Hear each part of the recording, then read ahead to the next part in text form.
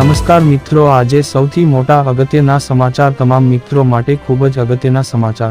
આજના 7 મોટા સમાચાર જાણીએ. ચાલો મિત્રો, વિડીયોમાં અંત સુધી બન્યા રહેજો જેથી બધી માહિતી મળી રહે. પ્રથમ સમાચાર, લોપાર વાવાઝોડું આવી રહ્યું છે ગુજરાત, સાવધાન વરસાદ. ઉપરાંતના સમાચાર, દક્ષિણ ગુજરાત સૌરાષ્ટ્રમાં તોફાની મેઘતાંડ, અંબાલાલ. ઉપરાંતના સમાચાર, ગુજરાતના ખેડૂતો આ ખાસ જોઈ લો. ઉપરાંતના સમાચાર, આધાર કાર્ડ માટે નવા નિયમો લાગુ. ઉપરાંતના સમાચાર, સરકારી કર્મચારીઓ માટે ખુશ ખબર. ઉપરાંતના સમાચાર, તાલીમાર્થીઓને સ્ટાઇપેન્ડ યોજના 2024. ઉપરાંતના સમાચાર, 17,000 રૂપિયાની ઘરઘંટી હવે મફત. આ બધા સમાચાર વિગતવાર જાણીએ. ચાલો મિત્રો, પ્રથમ સમાચાર, લોપાર વાવાઝોડું આવી રહ્યું છે ગુજરાત, સાવધાન વરસાદ. ગુજરાતના કેટલાક વિસ્તારોમાં જબરજસ્ત વરસાદ પડી રહ્યો છે, તો મધ્ય ગુજરાત સહિતના વિસ્તારો હજી કોરા છે. પરંતુ હવે દરિયા કિનારાના કેટલાક વિસ્તારોમાં ભારે તોફાન આવે તેવી શક્યતા છે.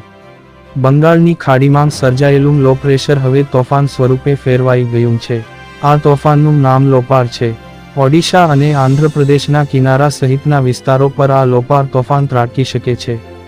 હવામાન વિભાગ દ્વારા મળતી માહિતી પ્રમાણે બંગાળની ખાડી પર સર્જાયેલું આ લો પ્રેશર શુક્રવારે ઓડિશા અને આંધ્રપ્રદેશના કિનારા પર તોફાનનું સ્વરૂપ લઈ રહ્યું છે.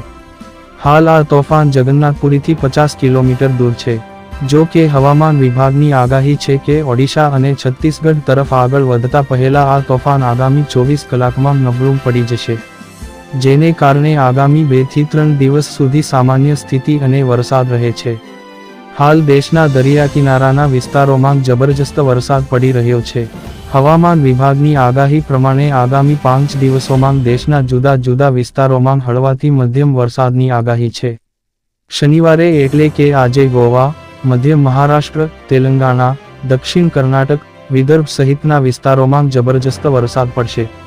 તો 23 જુલાઈએ ગુજરાત આખામાં અને 24 જુલાઈએ સૌરાષ્ટ્ર કચ્છમાં જબરજસ્ત વરસાદ પડશે. ઉપરાંતના સમાચાર, દક્ષિણ ગુજરાત સૌરાષ્ટ્રમાં તોફાની મેઘતાંડ, અંબાલાલ. ગુજરાત પર વરસાદ લાવનારી સિસ્ટમ કાર્યરત થઈ ગઈ છે, જેના પગલે સૌરાષ્ટ્ર અને દક્ષિણ ગુજરાતમાં ધોધમાર વરસાદ વરસી રહ્યો છે. ખાસ કરીને સૌરાષ્ટ્રમાં સાંબેલાધારા વરસાદ પડવાથી નદીઓ બે કાંઠે વહી રહી છે. છેલ્લા 24 કલાકમાં દરમિયાન દેવભૂમિ દ્વારકા અને પોરબંદરમાં મેઘરાજાએ ધમાકેદાર બેટિંગ કરી છે, જેના કારણે દ્વારકામાં જળબંબાકારની સ્થિતિ સર્જાઈ છે. 24 કલાકમાં 18 ઇંચ વરસાદથી દ્વારકામાં અનેક સ્થળોએ પાણી ભરાઈ જતાં શાળામાં પણ રજા જાહેર કરવામાં આવી છે. આ વચ્ચે હવે હવામાન નિષ્ણાંત અંબાલાલ પટેલે 24 જુલાઈ સુધીમાં દક્ષિણ ગુજરાતના ભાગોમાં ભારેથી અતિભારે વરસાદની આગાહી છે. ગુજરાતમાં પડશે ભારે વરસાદ. અંબાલાલ પટેલે જણાવ્યું કે બંગાળના ઉપસાગરમાં સિસ્ટમ સક્રિય થઈ છે, જે ગુજરાતમાં ભારે વરસાદ લાવશે. આગામી 24 જુલાઈ સુધીમાં દક્ષિણ ગુજરાતના કેટલાક વિસ્તારોમાં ભારેથી અતિ ભારે વરસાદની શક્યતાઓ છે. માલેગામ 36, સૌરાષ્ટ્ર કચ્છમાં ભારે વરસાદની શક્યતા. આ સાથે જ સૌરાષ્ટ્રના મોટાભાગના વિસ્તારોમાં પણ ભારે વરસાદની અંબાલાલ પટેલે આગાહી કરી છે. તેઓના જણાવ્યા અનુસાર પશ્ચિમ સૌરાષ્ટ્ર અને ઉત્તર સૌરાષ્ટ્રના કેટલાક ભાગોમાં ભારેથી અતિભારે વરસાદની શક્યતાઓ છે. તો ઉત્તર ગુજરાત, પંચમહાલ, સાબરકાંઠા અને કચ્છના ભાગોમાં ભારે વરસાદની શક્યતા છે. આવતા મહિને પણ પડશે ભારે વરસાદ. અંબાલાલ પટેલ આ સાથે આવતા મહિને એટલે કે ઓગસ્ટ મહિનામાં પણ રાજ્યના કેટલા વિસ્તારોમાં ભારે વરસાદ પડી શકે છે તેવી હવામાન નિષ્ણાંત અંબાલાલ પટેલે આગાહી કરી છે. હવામાન વિભાગે શું કરી આગાહી? તો સ્થાનિક હવામાન વિભાગ દ્વારા વલસાડ, પોરબંદર અને દ્વારકા જિલ્લામાં અતિભારે વરસાદ વરસશે તેવી આગાહી કરાઈ છે. હવામાન વિભાગના જણાવ્યા અનુસાર સુરત, નવસારી, દમણ, દાદરાનગર હવેલી, જૂનાગઢ, અમરેલી, ગીર સોમનાથ અને દીવમાં ભારેથી અતિભારે વરસાદની શક્યતા છે.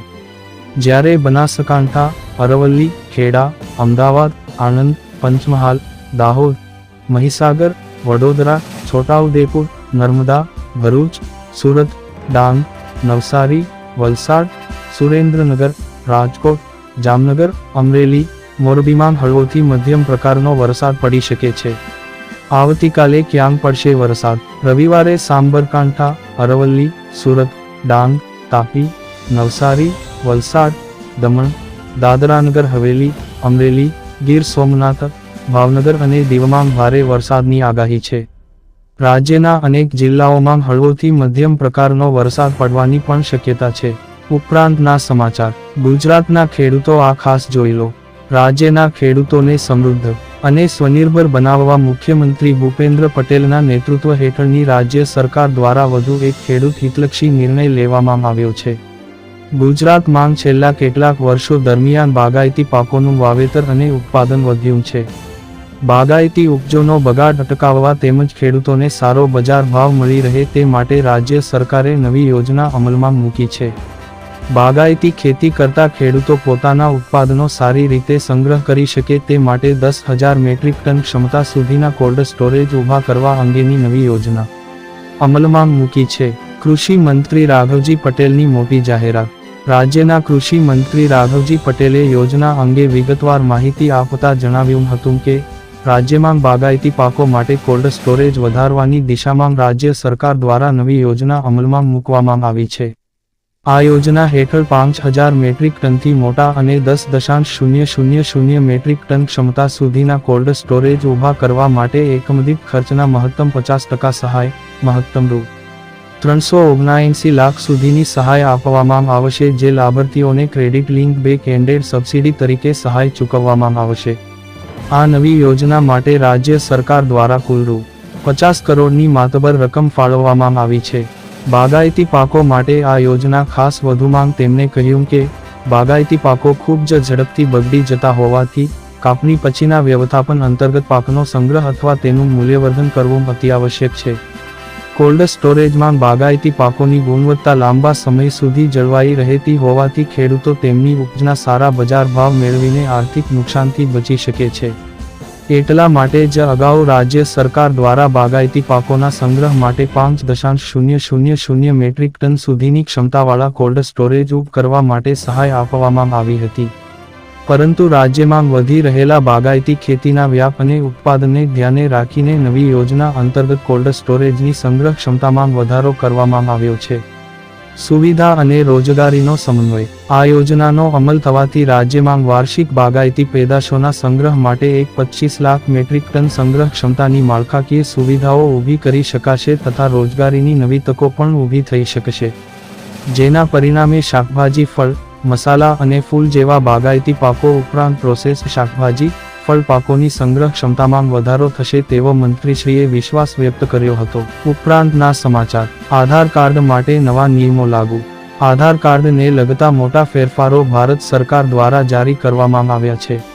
આ અપડેટ્સ તમામ આધાર કાર્ડધારકો માટે મહત્વપૂર્ણ છે. હવે જો કોઈ વ્યક્તિ આધાર કાર્ડે અપડેટ કરાવવા જાય છે કે પછી નવું આધાર કાર્ડ બનાવવા માટે અરજી કરે છે તો તેણે નવું ફોર્મ ભરવું પડશે. આટલું જ નહીં, એજન્સીએ તે પણ જણાવ્યું કે ભારતીય નિવાસીઓ અને NRI માટે પણ નિયમોમાં ફેરફાર કરવામાં આવ્યા છે. મહત્વપૂર્ણ ફેરફારો વિશેની માહિતી નીચે આપેલ છે. ઉપરાંતના સમાચાર. સરકારી કર્મચારીઓ માટે ખુશ ખબર. નાણામંત્રી નિર્મલા સીતારમણ 23 જુલાઈના રોજ મોદી સરકારના ત્રીજા કાર્યકાળનું પ્રથમ પૂર્ણ બજેટ રજૂ કરશે. સરકારી કર્મચારીઓને આ બજેટ પાસેથી ઘણી અપેક્ષાઓ છે. રિપોર્ટ અનુસાર મોદી સરકાર બજેટ 2024 દ્વારા સરકારી કર્મચારીઓને મોટી ભેટ આપી શકે છે. એમાં થશે મોટો સુધારો. રિપોર્ટ અનુસાર સરકાર એમાં મોટો સુધારો કરવા જઈ રહી છે. સરકાર બજેટમાં ફિક્સ પેન્શનની જાહેરાત કરી શકે છે. અહેવાલો અનુસાર NPS સબસ્ક્રાઇબ કરનારા સરકારી કર્મચારીઓને સરકાર છેલ્લા પગારના 50% પેન્શન તરીકે આપી શકે છે. જો આવી જાહેરાત થશે તો સરકારી કર્મચારીઓને મોટી રાહત મળશે. તમને જણાવી દઈએ કે સરકારી કર્મચારીઓનો એક મોટો વર્ગ સતત જૂની પેન્શન અથવા એમાં સુધારાની માંગ કરી રહ્યો છે. NPS 25મી 30 વર્ષમાં મળી શકે છે.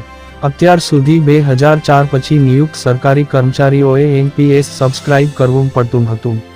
આવી સ્થિતિમાં જો કોઈ સરકારી કર્મચારી 25મી 30 વર્ષ સુધી એમાં યોગદાન આપે છે તો તેને ઊંચું વળતર મળી શકે છે.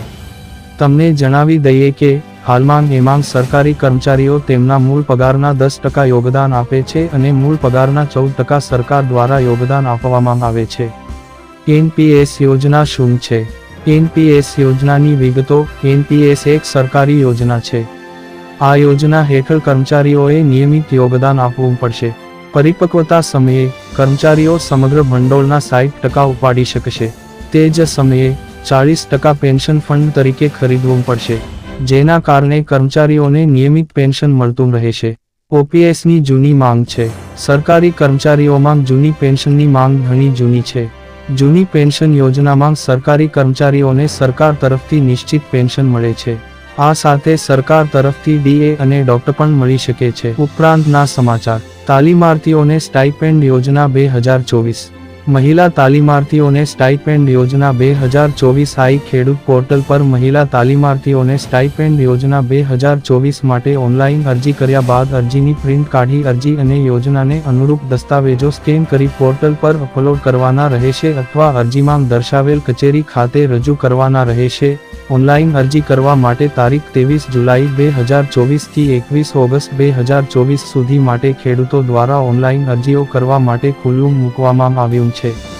મહિલા તાલીમાર્થીઓને સ્ટાઇપેન્ડ યોજના દ્વારા આઈ ખેડૂત પોર્ટલ પર નોટિફિકેશન બહાર પાડ્યું છે. ઓનલાઈન અરજી 22 જુલાઈ 2024 થી શરૂ થશે. જેઓ મહિલા તાલીમાર્થીઓને સ્ટાઇપેન્ડ યોજના 2024 સામે અરજી કરવા ઈચ્છતા હોય તેઓ ઓનલાઈન અરજી શેડ્યુલ દરમિયાન ઓનલાઈન અરજી કરવા માટે જરૂરી ડોક્યુમેન્ટ, ઓનલાઈન અરજી ફોર્મ અને અન્ય વિગતો નીચે દર્શાવેલ લિંક માં આપેલ છે. ઉપરાંતના સમાચાર.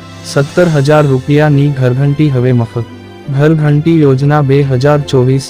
ઘરઘંટી સહાય યોજના દ્વારા દરેક કેટેગરીના લોકોને મફતમાં ઘરઘંટી આપવામાં આવી રહી છે. જો તમને પણ ઘરઘંટીની જરૂરિયાત હોય અને તમે મફતમાં ઘરઘંટી મેળવવા ઈચ્છતા હોય તો આ યોજનાની લગતી તમામ માહિતી નીચે મુજબ છે. માહિતી મેળવ્યા બાદ જરૂરી ડોક્યુમેન્ટ અપલોડ કરી ઓનલાઈન અરજી કરી શકશો.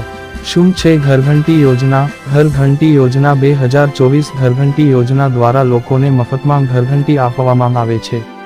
આ યોજના દ્વારા ગુજરાત સરકારની ઈચ્છા છે કે જેઓ ઘંટી દ્વારા બધાનો ધંધો શરૂ કરવા ઈચ્છે છે તેઓને આ યોજના દ્વારા ઘંટી આપવામાં આવે અને તેઓ પોતાનો ધંધો શરૂ કરે અને આત્મનિર્ભર બને.